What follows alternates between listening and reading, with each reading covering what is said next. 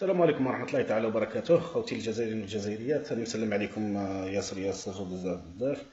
يعني حبيت ندير فيديو. شفت السي عبدو الصمار يعني دار في اللقاء تاعو الأخير، يعني يقول ما على باليش بالجيش وما عندك ما دخلك يا الجيش وكذا وكذا. يعني شيء مؤسف. يعني روح خدم الحدود وخدم كذا كذا كذا. معليش احنا حابين نشوفوا يعني اسكو هو مادام راه ينشر لنا دائما في شغل جورناليست يدير الانفستيغاسيون منا، وراك شايف. حابين نشوفوا برك اذا كان يعني هو راه يقول باللي راه نص الجزائر كاع اور لا لوا وكذا ويحاسب.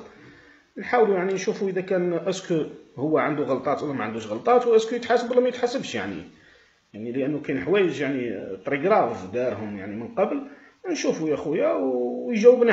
احنا نحوسوا على يعني كما يقول لك يبرر لنا واش كاين. وهذا الشيء هذا محطوط في الانترنت. نخليكم تشوفوا قبل كي كان يحكي على الجيش ونكملوا. اي لازم يفهم ثاني اللي علاقه الجيش ما دخلوا خويا.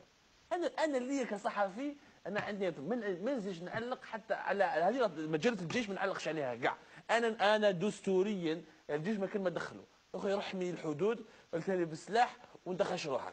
هذه العلاقات ما احتاجهاش، هذا ماشي امر تاعك كاع. وكان ما نتكلمش معك، انا ما نستعرفش بك. انا هذا اليوم نقولها من المنبر تاعكم، مجله الجيش جو نو كومبرون با اش الصحافه الجزائريه تعلق عليها. انا ما نستعرفش بك كاع. انا عندي رئاسه الجمهوريه وعندي وزير الاول.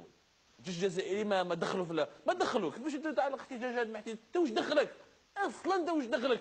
روح من الحدود. عندنا ليبيا مخلطه كاع، هذه ما تدخلش روحك كاع احتجاجات. اليوم السلطه راهي في ورطه. ايوا سمعتوه، يعني راه يقول لك باللي حمينا الحدود وحمينا البلاد ومنا. ونشوفوا احنا دوك نوريكم. يعني دخلوا سير في اليوتيوب اكتبوا الجيريين جونيس سون برانتون. هذا دوكيومونتير دارتو ارتي هاوينا سنه 2014. دارتو على الجزائر والشباب اللي ما يعني اللي ما قدرش يدير سوا ديزون ثوره حابه. هذا الفرنسي يعني الجورناليست جاء ودوك تسمعوا واش راه يقول الجورناليست. نطلعوا لكم باش تسمعوا بودنيكم، يعني باش ما تقولوش كذب.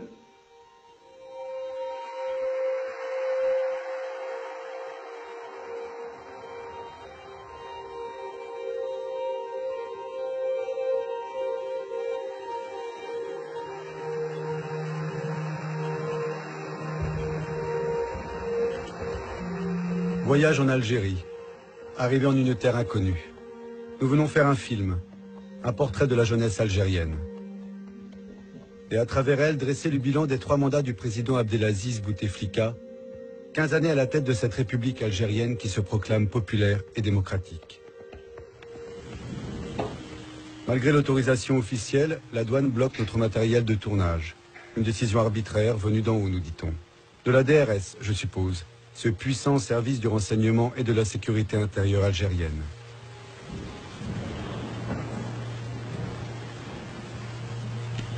هنا راه يقول باللي جاي يصور هنايا في دوكيومونتير، ويعني الامن تاعنا والسلطات تاعنا رجعوه قالوا يا ودي سامحنا خويا تقدر تروح لداركم، ما تصورش عندنا في بلادنا. ونظن باللي من حقنا انه ما يصورش فرنسي يعني يصور لنا في بلادنا. نكملوا الفيديو. Après 5 jours d'une interminable attente, le tournage est définitivement interdit. Nous sommes invités avec insistance à quitter le pays. وقال لهم روحوا.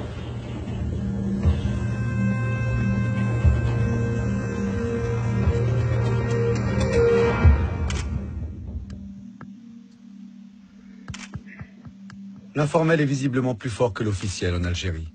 Alors à mon tour, je reviens seul, sans autorisation.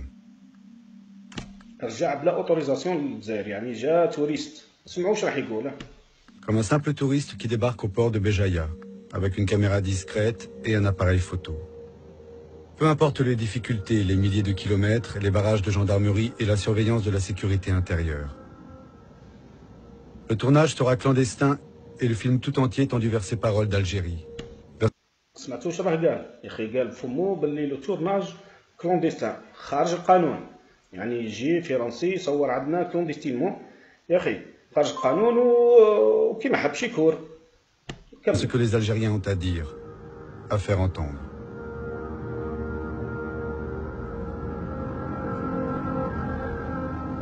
بعد تما كاينه لا بوليس. هنا باش نبداو هنا لو تورناج يعني هاو يقولوا هنا كاينه لا بوليس، هنا كاينه لا جندرمي. المهم هنايا راهم يصوروا في ورقله، ويصور معاه في ورقله، والمكان هذا اللي راح يصور فيه يعني جد حساس، يعني جد حساس. ويعني اي واحد يروح يطلع على الفيديو نظن بلي هذا الجورناليست اللي يعني ماهوش جزائري، وممكن يكون يعني الناجون من تاع فرنسا، جانا بالعاني باش يعني يصور هذه الجهه. ما فهمتش انا الرساله لمن يبعث فيها، يعني راك شايف اسال الوقت تشوفوا بعد الجدرميه، بعد هنا ثاني الجدرميه، بعد تما كاينه لا بوليس وكاين الحبس. كاين الحبس، بعد زيد شويه كاين سبيطار مهبل. يعني هنايا هذا راه يلوح في شر، يعني راني جيت عندكم. بون احنا ما يهمناش هذا الشيء، يعني او دار في بلاصه يعني جد حساسه.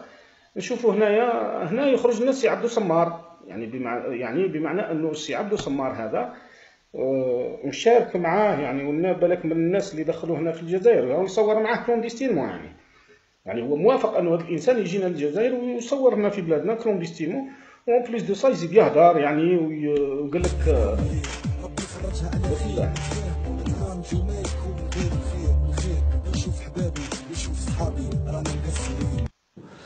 On a créé, mis en place la dimension participative.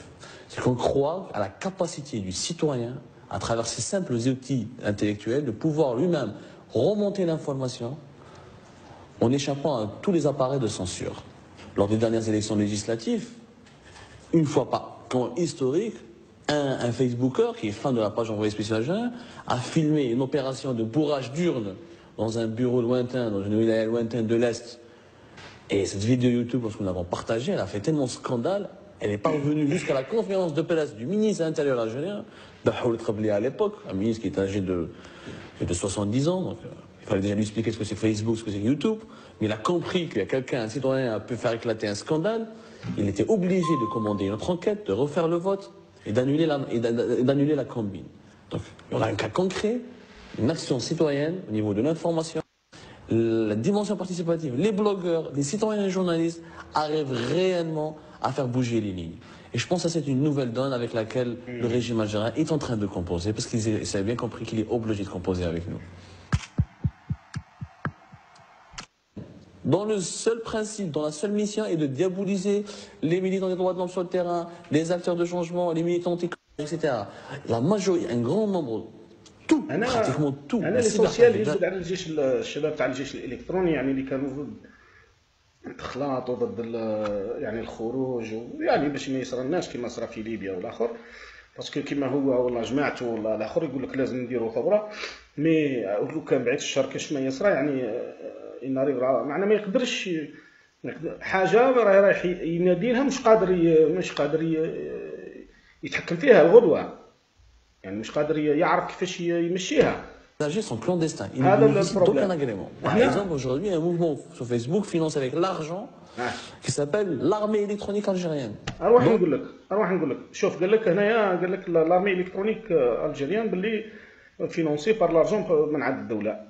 اروح نقول لك يا ولد الناس هذو راهم قاعدين جون صغار ومنا وفاهمين وعارفين باللي يا ودي لازم الاستقرار في الجزائر، باسكو كيما يقول لك دمنا هو اولى، سمعتني. واذا كان كاين مانيش عارف بو امبورط كيما راك تقول تاع الفساد والاخر يتريقل في لاستابيليتي، ما يتريقلش في الدم والتخلاط والجري.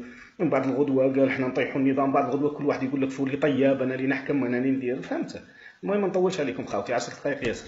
Dans le seul principe, dans la seule mission est de diaboliser les militants des droits de l'homme sur le terrain, les acteurs de changement, les militants anti-corruption, les Facebookers et les blogueurs qui osent dire et qui osent dénoncer.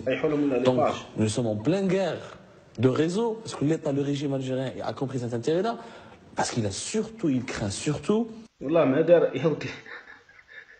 المهم ما كان لا ناس خلصت لا والو، ناس فاهمه باللي يا ودي كاين ان كومبلو صح على البلاد يا اخي، وانت راك ما على باليش. احنا حابين برك التبريرات منك على هذا القاوري اللي راه جا ويصور كلونديستينمون وعاونتوه، يعني هبطوه الورقله تما في الجزائر تاعها تبان في لا فيديو، يعني ما كش مخبي. وماهيش حاجه مخبيه، ستان دوكيومونتير اللي راه محطوط الناس كاع تقدر تدخل له.